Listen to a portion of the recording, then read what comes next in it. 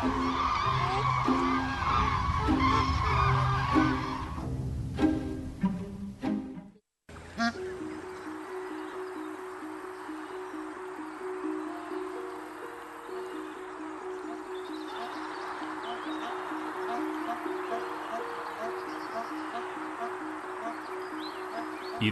பார்ஹெடட் goose, பட்டை தலைவாத்து. இந்த வகை பறவையினம் மத்திய ஆசிய பிராந்தியங்களில் அதிகம் வாழ்கின்றன. இந்த ஏரி இன்னும் சில நாட்களில் குளிரில் உறைந்துவிட இருக்கிறது.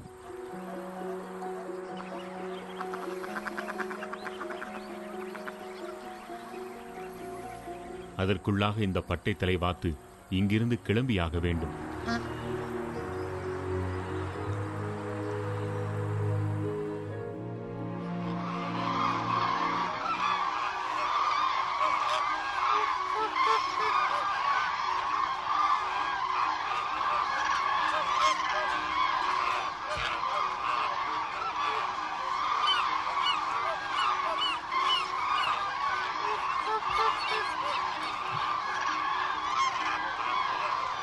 இப்படி குளிர்காலத்தை கழிப்பதற்காக மாற்று இடங்களுக்கு பறவைகள் செல்வதைத்தான் வலசை போதல் என்கிறோம்.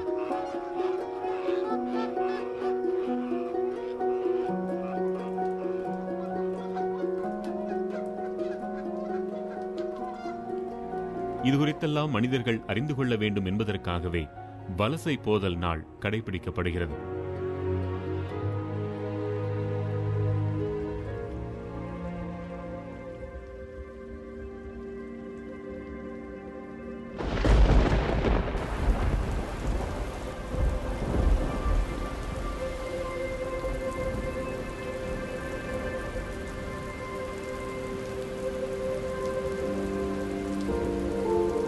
மழை வளங்களை கொண்டு வந்து சேர்க்கும் இயற்கையின் தூதுவன் என்று காலங்காலமாக நம்பப்படுகிறது.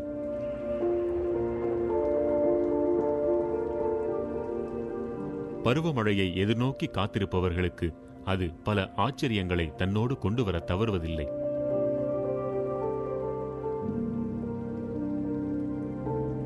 தென்மேற்கு பருவமழையினால் தமிழகத்தில் உண்டாகும் செழுமை பல்வேறு பகுதிகளில் இருந்தும் விருந்தாளிகளை கவர்ந்து இழுக்கிறது.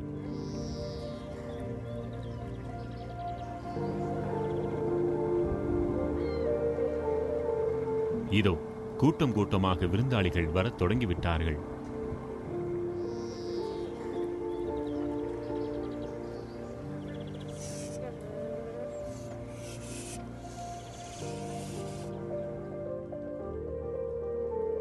ராணுவ விமானங்களைப் போல சீராக அணிவகுத்து வரும் இவை ஒவ்வொரு வருடமும் குளிர்காலத்தை கழிப்பதற்காக இங்கு தவறாமல் வந்து சேரும் வலசை பறவைகள். பூமத்திய கோட்டுக்கு வடக்கு இருக்கிற பிரதேசங்கள் குளிர்காலங்கள் போது உறைஞ்சு போறதுனாலையும் பனி மூடி இருக்கிறதுனாலையும் அங்க இருக்கிற பறவைகள் உணவு தேவைக்காகவும் இடப்பிரச்சனைக்காகவும் அங்கிருந்து நகர வேண்டிய ஒரு நிர்பந்தத்துக்கு தள்ளப்படுது. அப்படி அங்க இருக்கிற பறவை இனங்கள் மிதவெப்ப நாடுகளை நோக்கி மிகப்பெரிய அளவில் மிக அதிக எண்ணிக்கையில் மேற்கொள்கின்ற ஒரு இடப்பெயர்வு தான் வலசை போதல்னு சொல்றாங்க. பொதுவா இந்த வலசை போதல்ன்றது இந்தியாவில் மார்ச் மாசத்துல தொடங்கி மே மாதம் வரையிலும் நீடிக்குது.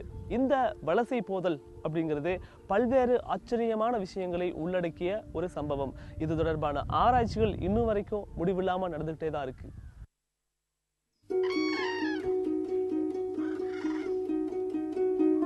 வெப்பநிலையில் ஏற்படும் மாற்றங்களும் பறவைகளின் உள்ளுணர்வும் அதை நீண்ட பயணத்திற்கு தயாராக்குகின்றன.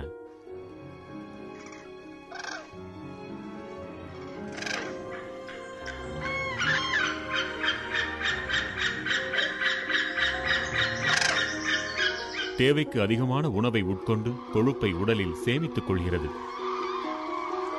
எல்லாம் சரியாக இருக்கிறதா என்று பலமுறை வானில் கூட்டமாக பறந்து ஒத்திகை பார்த்துக் கொள்கின்றன.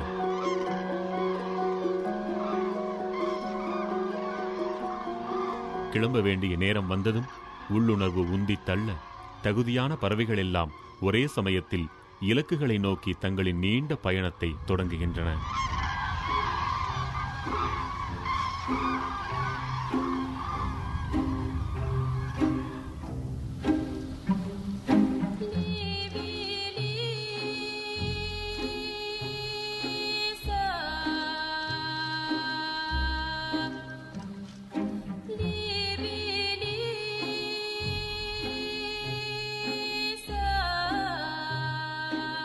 பகல் பொழுதில் சூரியனும் இரவு வேளையில் நட்சத்திரங்களும் தான் இவற்றுக்கு வழிகாட்டிகள்.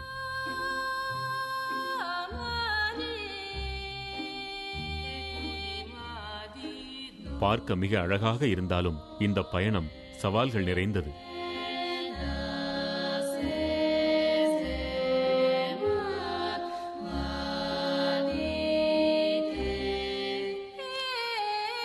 நீண்ட கடல்கள், நெடிதுயர்ந்த பனிச்சிகரங்கள், பாலைவனங்கள் என்று மிக கடுமையான நிலப்பகுதிகளை கடந்தே சாத்தியமாகிறது இவற்றின் பயணம்.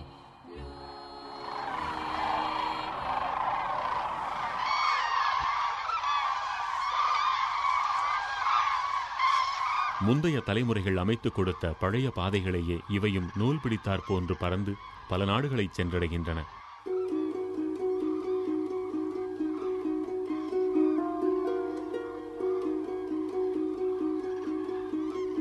இப்படி வலசை செல்லும் பறவைகளில் சில குறிப்பிட்ட இனங்கள் இமயமலை தொடர்களை கடந்து இந்தியாவிற்கும் வருகின்றன.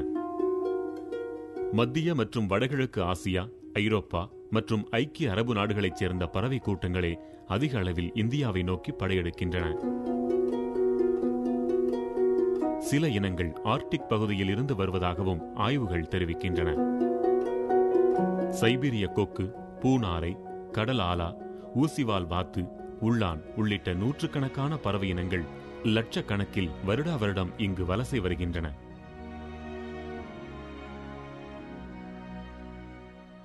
வலசை வரும் பறவைகள் ஒரு சில குறிப்பிட்ட பாதையை வானில் தாமே தெரிந்து கொண்டு வலசை வருகின்றன.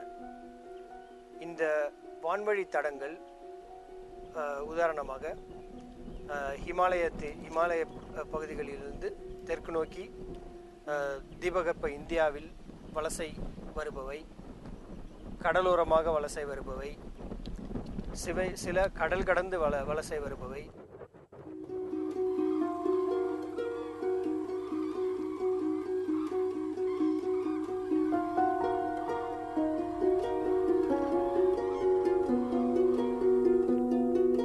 பருவமழையினால் நீர்பிடிப்பு பகுதிகள் நிறைந்து மீன், நண்டு, தவளை உள்ளிட்ட நீர்வாழ் உயிரினங்களும் பெருக்கமடைகின்றன. கடற்கரையை ஒட்டிய மற்றும் ஏரிகள் நிறைந்த நிலப்பகுதி என்பதால் தமிழகமும் இப்பறவைகளின் புகலிடங்களில் முக்கிய இடத்தை பெற்றிருக்கிறது.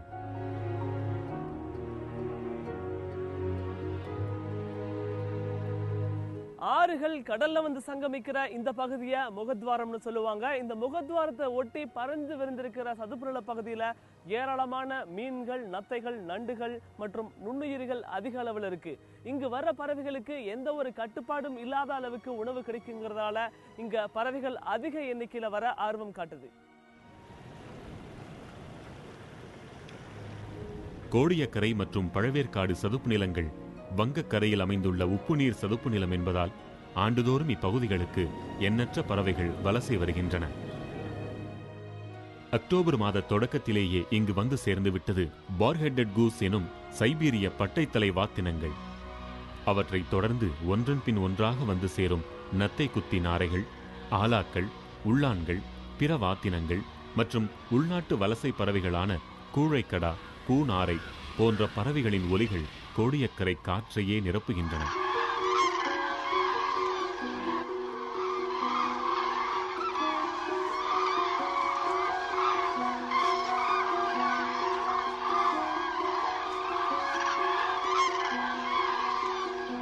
நம்ம இப்போ உள்நாட்டு ரெசிடென்ஸ் பேர்ட்ஸ் என்று சொல்லக்கூடிய நம்ம ஊர்லயே முட்டையிட்டு குஞ்சு பொரிக்கிற பறவைகளை பார்க்க போறோம். அதோ எனக்கு பின்னாடி இருக்கிற அந்த ஏரியில பெயிண்டட் ஸ்டாக்ஸ், அதாவது மஞ்ச மூக்கு நாரை, பெலிகான்கிற கூளைக்கடா ஆகிய பறவைகள் ஒன்னா இறைதடிட்டு இருக்கு. அது மட்டும் இல்லாம அந்த ஏரியோட கரையில இருக்கிற வேலி மரங்கள்ல அது கூடு கட்டி குஞ்சு பொரிச்சிருக்கு.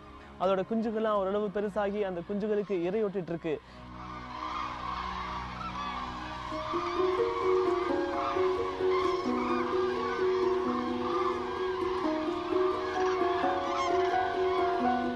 மும்பை இயற்கை வரலாற்று கழக ஆராய்ச்சியாளர்கள் இப்பகுதியில் ஆண்டுதோறும் பறவை கணக்கெடுப்பில் ஈடுபடுகின்றனர்.